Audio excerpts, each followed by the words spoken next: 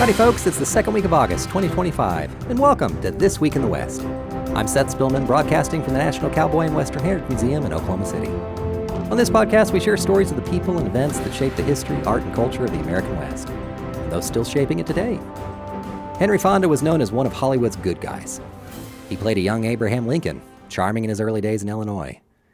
He was the voice of reason in 12 Angry Men's tense jury room. And in many classic westerns, he played by-the-book lawmen, including Wyatt Earp. But his greatest performance may have been when he put on the black cowboy hat and turned villain, forever cementing himself in Western lore. So we remember Fonda, a member of our Hall of Great Western Performers, on the anniversary of his death, August 12, 1982. Fonda was born May 1905 in Grand Island, Nebraska, and raised in Omaha. He was shy, tall, and quiet, and he seemed unsuited for the stage until a family friend, Dodie Brando, yes, Marlon's mother, pushed him toward acting at the Omaha Community Playhouse. By the time he was 20, Fonda had found a calling in theater.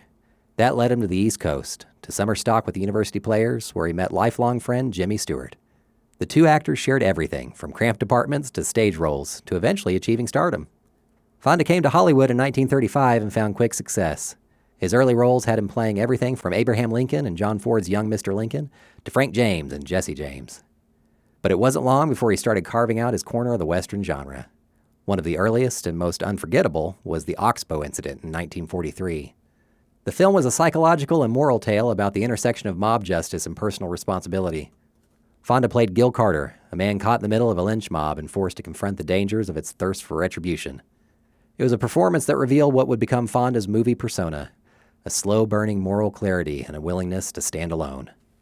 Fonda's work in the Oxbow incident was all the more potent because of his own experience. At just 14 years old, he and his father had witnessed a lynching in Omaha during the 1919 race riots. That memory haunted him and informed his work. After serving in the Navy in World War II, Fonda returned to the West in My Darling Clementine, 1946, playing none other than Wyatt Earp. Directed by Ford, the film was less about gunfights and more about the quiet burden of leadership. Fonda's Earp was thoughtful, principled, and almost reluctant to use force. He teamed up with Ford again for Fort Apache in 1948, playing a taciturn Army colonel, clashing with John Wayne's more seasoned frontier soldier.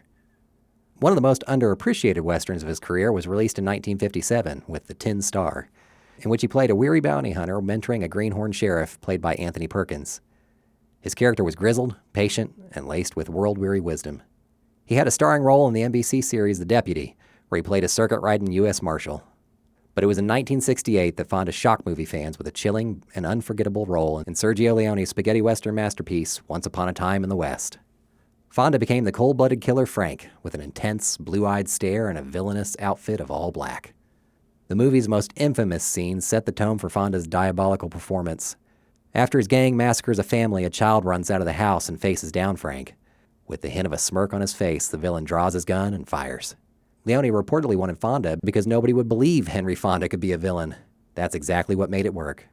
Fonda biographer Scott Eyman wrote, Leone explained in the massacre scene that the camera would swing around Fonda's head and into a close-up that captured his cold blue eyes.